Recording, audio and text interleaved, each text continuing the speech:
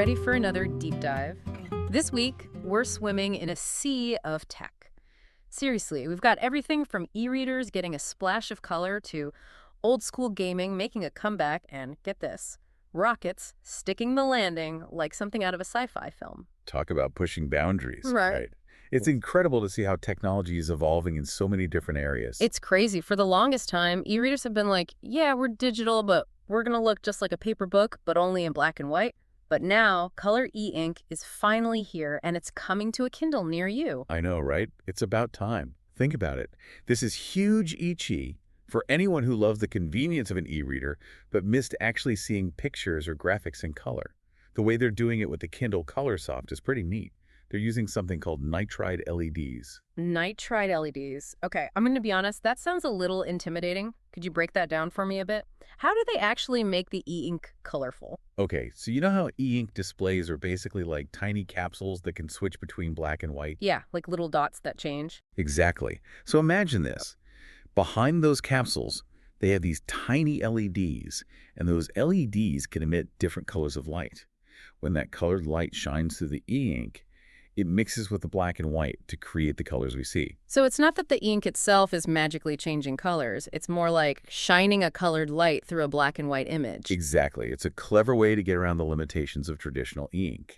And the cool thing is, it really opens up a world of possibilities for e-readers. Think about comics, for example, or manga, or even just books with illustrations. Yeah, those colorful panels and illustrations would really pop on the Colorsoft. I can see how this would be a game changer for graphic novel fans.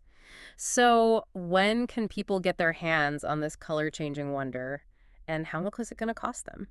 Well, mark your calendars because it launches on October 30th, and the price tag is $280. Okay, not exactly an impulse buy, but for die-hard comic fans, or anyone who really wants that full-color experience, it might be worth the splurge. It does make you wonder, though, do you think this points to a broader trend of wanting more from our digital experiences? I think you're onto something. It used to be that we were okay with digital experiences being purely functional. But now it's not just about the information itself. It's about how it's presented, how it makes us feel, even on something as basic as an e-reader. We want it all. And speaking of wanting it all, remember the Nintendo 64? How could I forget? GoldenEye, Mario Kart, so many classics. Oh, the memories. And now it seems like those memories are getting a serious upgrade. A blast from the past, but in glorious 4K, no less. What's the deal with this analog 3D? They didn't just dust off some old cartridges, did they? No way. Yeah. Analog is known for making top-of-the-line retro gaming hardware, and they've really outdone themselves this time. Think premium materials, incredible attention to detail, and the technology they're using under the hood. It's seriously impressive. Okay, now you got me curious. Give me the technical breakdown. So they're using something called an FPGA. What's that? It stands for Field Programmable Gate Array. Basically, it's a special type of chip that can be programmed to perfectly mimic the original N64's hardware. So it's not just emulating the games, it's running them the way they were meant to be run, but with the added bonus of modern technology. Wait, so I can play my favorite childhood games, but with crystal clear graphics on my modern TV. That's like having the best of both worlds. Exactly. The 4K output and the adjustable refresh rate make these classic games look and play better than ever before. And, get this, they've even included different display modes that can mimic the look of those old CRT televisions we used to have. Oh, wow. So no more blurry messes when we try to play those old games on our fancy new TVs. What about the games themselves? Can you use any old N64 cartridge with this thing? Absolutely. They designed it to be compatible with all original cartridges. Plus, it has 4 controller ports, so you can still have those epic multiplayer battles. And if you don't want to dig out your old controllers, it even comes with a brand new wireless controller. That's awesome. A perfect blend of old and new. This all sounds amazing, but I have a feeling that this much nostalgia doesn't come cheap, does it? Well, it is a bit of an investment. The Analog 3D is priced at $250. Okay, so you're paying for the experience, but it does make you think, is this retro gaming comeback just about nostalgia? That's a good question. I think there's more to it than that. Modern gamers are rediscovering these classic games, realizing how unique and fun they were, how they offered something different. Yeah, maybe it's the gameplay. Maybe. Or the art style. Could be. And companies like Analog are tapping into that while also providing a premium experience that meets today's standards. It's like bridging the gap between generations of gaming, which is actually kind of cool when you think about it. It is. It's bringing people together through a shared love of gaming regardless of when they first picked up a controller. It's wild, right? Talk about breathing new life into old favorites. Speaking of pushing boundaries, did you see that SpaceX actually caught a rocket in midair? I did. It was unbelievable, like something straight out of a movie. I know, right? You see this massive rocket gracefully coming back to Earth and then, bam, captured by the launch tower. It's mind-blowing, but tell me, why is this such a big deal? It's got to be more than just a cool visual, right? Oh, absolutely. This is huge for space exploration. Reusability is the name of the game. Okay, so walk me through it. Launching rockets, it's astronomically expensive. But if you can land a rocket safely and then reuse it, that changes everything. It could drastically reduce the cost of space travel. So it's not just about saving a few bucks here and there. No way. Think about it. Yeah. Quicker turnaround times between missions, more frequent launches, and in the long run, a more sustainable and affordable approach to space exploration. We could be looking at a whole new era of space travel. It's amazing how far we've come. Remember when SpaceX first started landing those Falcon 9 rockets on those drone ships? Oh, yeah. Everyone thought they were crazy back then. And now they're plucking rockets out of the sky with a launch tower. Crazy. It's next-level precision. Landing on a moving platform at sea is one thing, but guiding a massive rocket like the Super Heavy back to a pinpoint landing on the launch tower, that requires an incredible amount of control. It's mind-boggling. What do you think? Does this put pressure on other companies in the space industry? I think it's safe to say that SpaceX is setting a new bar.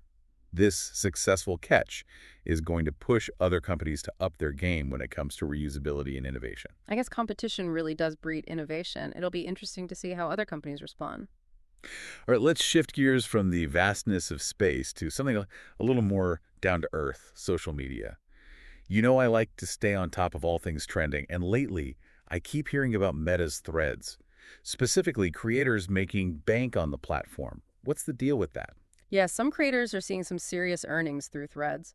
Meta launched this payment program back in April, and it's designed to reward creators for, well, basically engagement.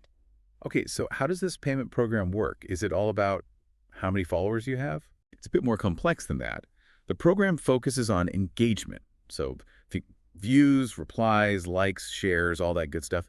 The more interaction your posts get, the more potential you have to earn. Interesting. So it's not just about amassing a massive following anymore. It's about creating content that truly resonates with people. Exactly. That's a pretty big shift for social media, don't you think? It is. For so long, platforms prioritize follower count above everything else, but this new approach, it's shaking things up. It's pushing creators to focus more on quality over quantity. That all sounds pretty good, but are there any downsides to this new system? Well, there's always a catch, right? It's not without its challenges. Yeah. One of the biggest challenges is that Meta uses algorithms to determine which posts get seen by a wider audience, and, algorithms can be unpredictable. Ah, so even if you create amazing, engaging content, there's no guarantee that it will actually get seen by a lot of people. That's the thing. It's like this invisible force controlling what we see and don't see. It does feel a little like playing the lottery sometimes, right? You put all this time and effort into creating something fantastic, and then it's up to an algorithm to decide its fate. It's like you're at the mercy of this mysterious algorithm. Exactly. And you just have to hope for the best. And it really highlights how social media monetization is changing. Yeah, for sure. Creators now, they're not just creators, they're strategists. Oh, that's a good point. They have to figure out the algorithm. Right. While also staying true to their own creative vision. It's a tough balancing act. It really is. It makes you wonder if this whole chase for algorithmic approval, if it's going to stifle creativity. Like, are we going to see fewer unique ideas because people are too afraid to take risks? It's a valid concern. Yeah. It's going to be interesting to see how this all plays out. Yeah. Will creators adapt and thrive, or will this kind of pressure, hinder their creativity? Right. Only time will tell. True that. But I think it all comes back to something you said earlier. It's about connecting with your audience authentically. Absolutely. At the end of the day, that's what matters. No matter how fancy the technology gets. Exactly. No matter how smart the algorithms become. Yeah. People crave authentic connections. They want to feel something real. Exactly. Well, we've covered a lot of ground in this deep dive, haven't we? Yeah. From e-readers getting a colorful makeover. Right. To retro gaming making a comeback. Yeah. And even rockets landing like something out of a sci-fi movie. It's been quite a ride. It has.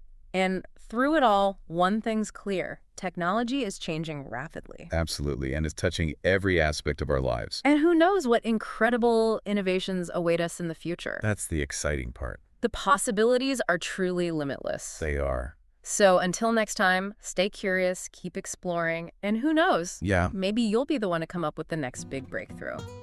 You never know. That's right. Thanks for diving in with us, everyone.